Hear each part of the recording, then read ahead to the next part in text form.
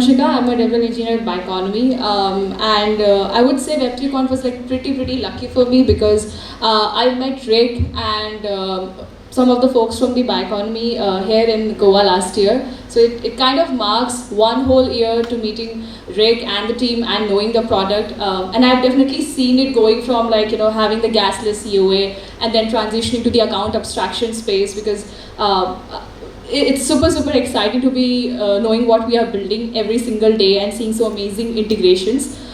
Today we'll be talking about like how the implementation kind of looks like. Rick mentioned about the user OPs, the paymasters, the bundlers, and we'll dive a bit into that and see how you can implement that, right? So basically, how user op would work like, or you could say like how a smart contract would work like, is you would have like an arbitrary logic, which means like you can have an extra set of operation user op sort of objects that are added, and then you call them on chain and you make sure that that goes to the alternative mempool and allow to call the handle ops and other set of functions that are part of your paymaster and bundler, right? So just to say what currently EOA smart accounts, how they work, they have got that ECDSA signature, which is basically your private key. But with smart accounts, you can have that signature done in a very different formats, like of course session keys, you have got pass keys and everything. What current implementation we have right now is that you can have like a social login approach, which means you can go from login through your Google account, fetch your smart account to that. Of course, there will be an EOA, which is going to be the base, but you will have a smart account basically deployed with your Google account. And every time you do that social login, you will have the same smart account, right? You can also like definitely check out more of these authentication and sort of thing. We will have that in the next set of slides. So we had a huge diagram, but I am trying to use a more simplified one. You can think that that's like your normal wallet, which is your EOA wallet, and you have got user op mempool. So mempool is basically, you can say, all the user OPs that you want to execute, they are together in a single mempool, and then you have got the bundler service, which will bundle those user OPs. And there are three more important components: the entry point contract, the user contract, and you will have a paymaster contract. Entry point contract is basically going to be like default on most of these chains, and it will call the handle ops. Your user contract will call the validate user op to check if it's the user who is going to who is calling the user op, and your paymaster contract will validate the paymaster user op. So we released our new packages. Basically, smart accounts have been there with Bioeconomy SDK. It had been like around since the month of November. The mainnet integrations went live this year, and we created some very new packages which allows you to like kind of mix and match with all the other services. You can say like three major services could be there. It's like of course the account package, the paymaster, and the bundler package. So you can have a paymaster from maybe let's say Pimlico, and then you can integrate that with the smart account of Bioeconomy, or you can like have it the way you want to, right, as per your needs. And that's where the modular smart accounts are going to be really helpful for you, because you can have like extra implementation and all these multiple packages coming together and doing a great user experience, creating a great user experience for the people. So you must be thinking, right, how what wallet deployment would happen in account abstraction. And one way to take it is like, like seeing the whole process, understanding the create to concept. So basically create to is, you can think it of as an object, like the address of the contract. Then you have a sol, which can be like a 32-byte value, and the init code. So init code is going to be called when you want to initialize your smart contract account. So if that init code is not exactly there, that's going to be like, if it's an empty value, that means your smart account is deployed. But if it is a non-empty value, it will deploy your smart account on the chain that you want to. So yeah, the fun part now, the demo, we will see a swap which would happen on the basically Uniswap V3 pool. And using the Bioeconomy SDK, we'll be implementing like a batch transaction where there will be an approve call and there will be a swap call. We'll also see the transactions logs to see how entry point is calling the bundler and how your entire user events happen.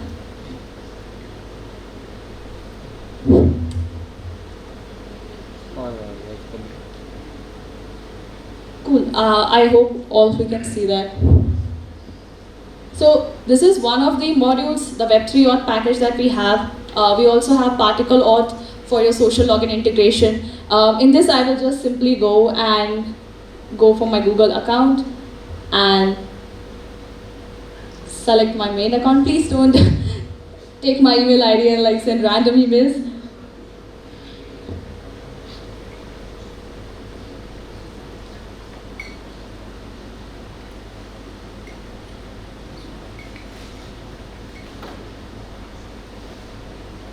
Right.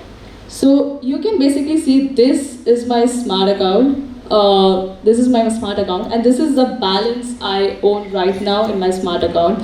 A very important thing to know is that if you are trying to do a transaction, like you're trying to send an NFT or you're trying to maybe send a token, you need to have those funds in your smart account. Otherwise, you will be getting like account validation, account issues around, that you don't have the account pre-fund. Basically, like you need to have those funds in your account.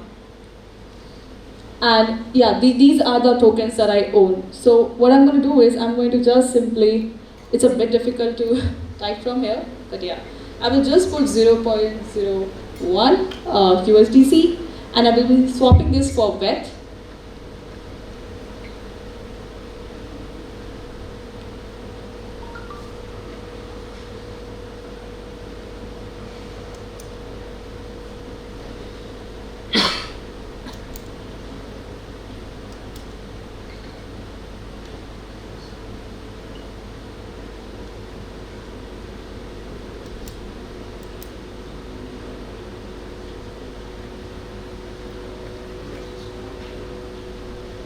Cool.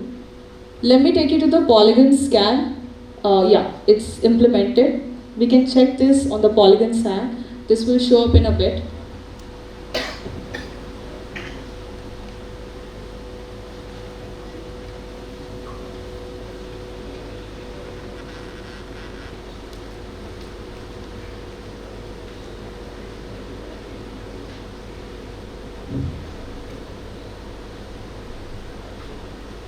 Right.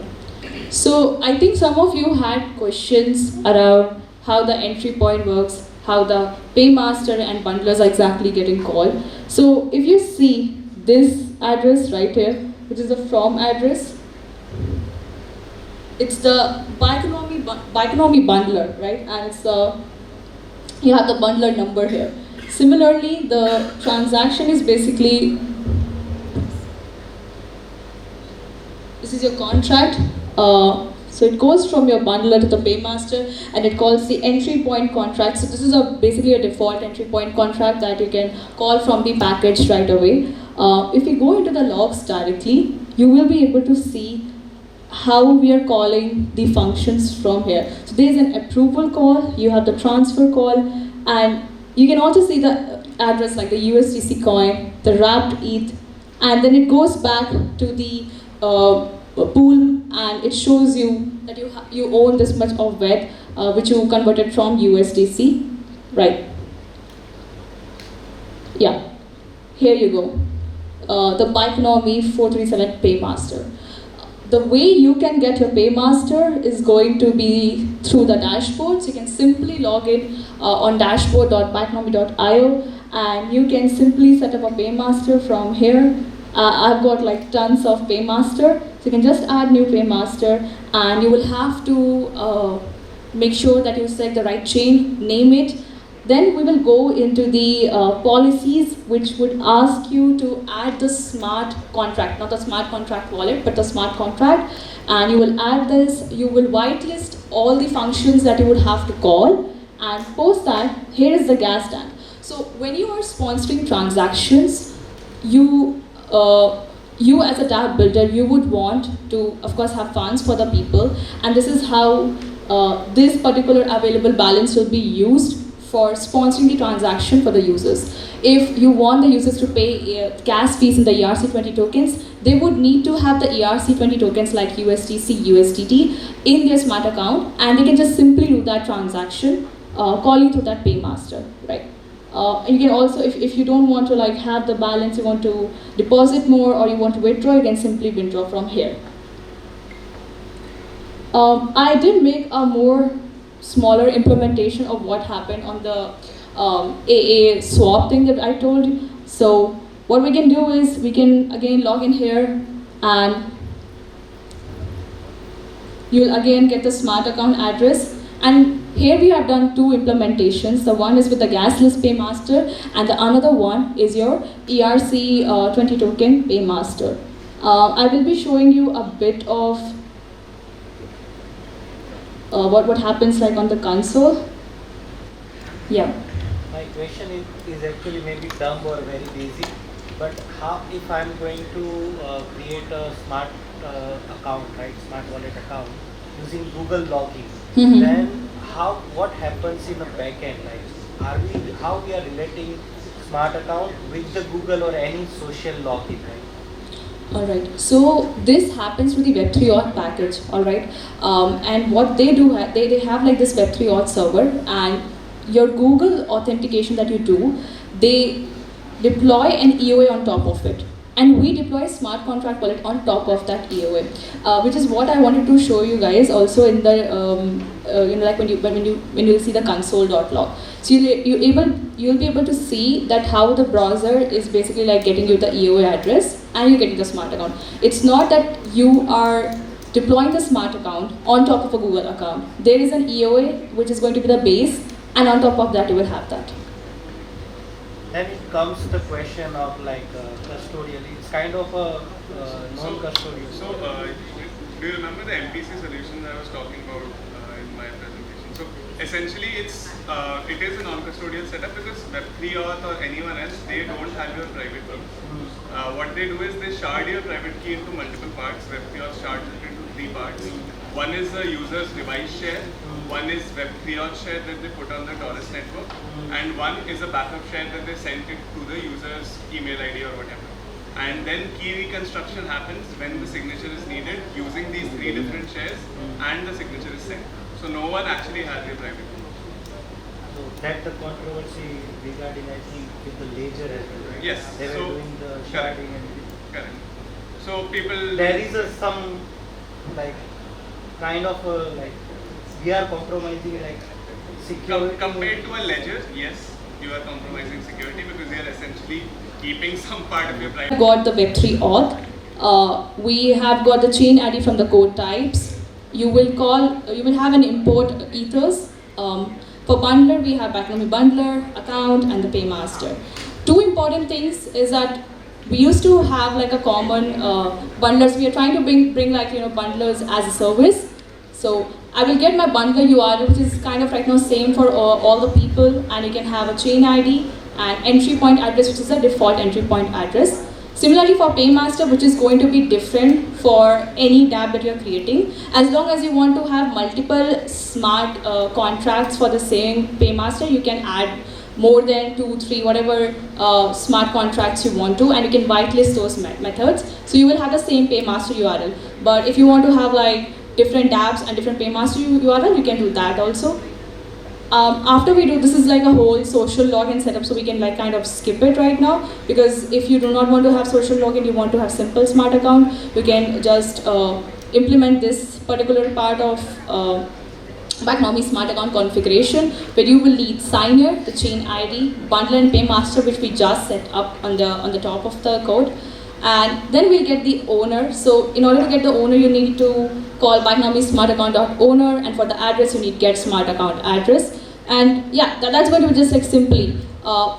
You can say with 10 max to max 10 to 12 lines, you should be able to get most of these your EOA address and your smart contract wallet address. This is my gasless or you can say sponsorship paymaster implementation, where I basically need a hybrid paymaster. So hybrid paymaster is something like this, that it would check if if there is a setup for paying the gas fees, like the gas fees is being covered by someone. If not, then the user will have to pay the gas fees in the ERC20 tokens. And then you have the user operation destination object and the paymaster mode. So the paymaster mode is what is going to define like what kind of mode of paymaster you would like to use. If you want to have a gasless paymaster, you need to make that paymaster URL right on the dashboard. But if you are going with an ERC20 mode, then you don't need to really set up a paymaster and like basically have funds in there. You can just like have a URL, right? So let's look at the gasless implementation right here. Yes. So you can see the mode is paymaster mode.sponsor, which would mean that the dapp builder or anyone who is creating the dapp will cover your gas fees for the users. And you can simply pass your partial user op. So we are going to create the user op right here, where we will pass the transaction object. So there is two, which is the counter address that I have, and the data that I just passed by encoding the function data for my increment count function. Once I do that, I will also pass my paymaster service data, which will include the mode of the transaction paymaster that I want to have. And once I've done that, I will call the send user op, and I would wait for the user op response to come and get my transaction hash to that. Right, in ERC20 paymaster, the difference is a bit more. You would need to fetch the fee codes of the ERC20 tokens that you would like to use, and you would also have to define what token you want to use, right? So if you just like put an empty array, it will show you all the supported tokens which are there. But if you have a preferred token, you can just provide like an address to the contract, or maybe like just have like a array index there. So this is how I've done. I've added like token list array, and I wanted to fetch the USDC fee code, so I put 2, because if I change this number, I will get a different ERC20 token. So once you have done that, you can again build the token paymaster user op right here. You have to pass in the partial user op, you will have to pass the fee code, the spender, and the max approval. And this is where you would define that what kind of mode you would like to use. Once that's done, you can again call the paymaster data with limits and pass the final user op and the paymaster service data, and you'll be able to get the user op hash. So yes, there are certain, there are like multiple packages. This is, I think, one of the recent packages. We might have a bit of updates in here, but most of them work like this, and you can just have these dependencies and start working onto the paymaster and bundlers and everything. We have an implementation like on docs as well, so if you want to check out the docs and start building things around that, you're most welcome to do that. If you have any questions, you can reach out to me on Discord or like Vanshika Srivastava on Telegram, and I'll be very happy to do that. Does anyone have any question here?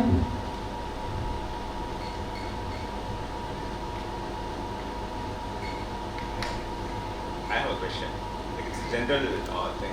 So I noticed that you logged into with your social login, and you just had to click a button in order to execute the transaction.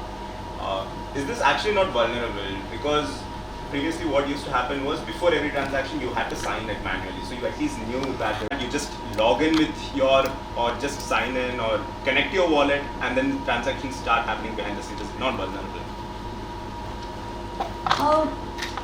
Okay. Vulnerability, right? If someone is logged into your Google account and they're trying to do the transaction, it would happen.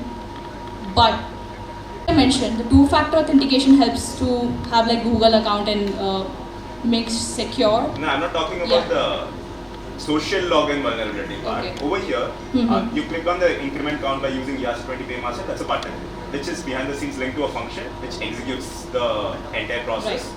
Right. What if I don't have a button over there, and as soon as, say I use a use effect hook, and as soon as the wallet is logged in, connected to the app, this executes? Yeah, so here actually it depends on the SDK that the social login provider has exposed and the mechanism they have in place for doing those signatures. So for Web3 auth, they actually allow this private key reconstruction in the backend, and that key is used to sign. So which is why this sort of flow is possible. If you use any social login wallet, let's say Particle you're using, which are using threshold signature scheme, then what will happen is there is no private key reconstruction that takes place.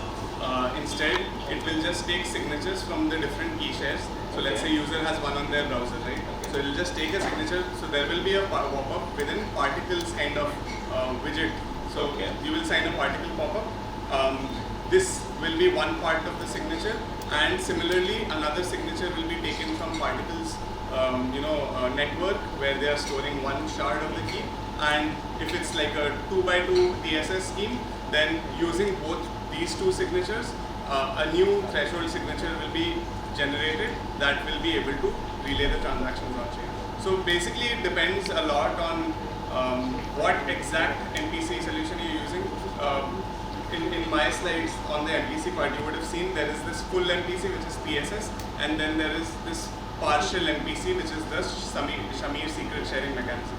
So PSS is inherently more secure than Shamir secret sharing due to this very reason.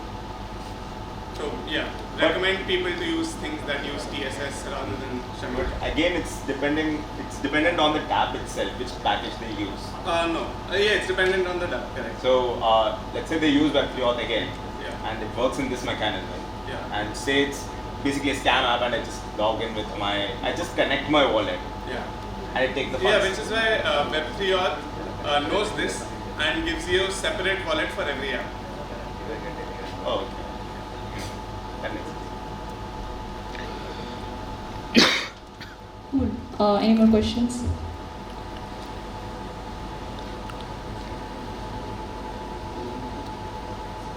No?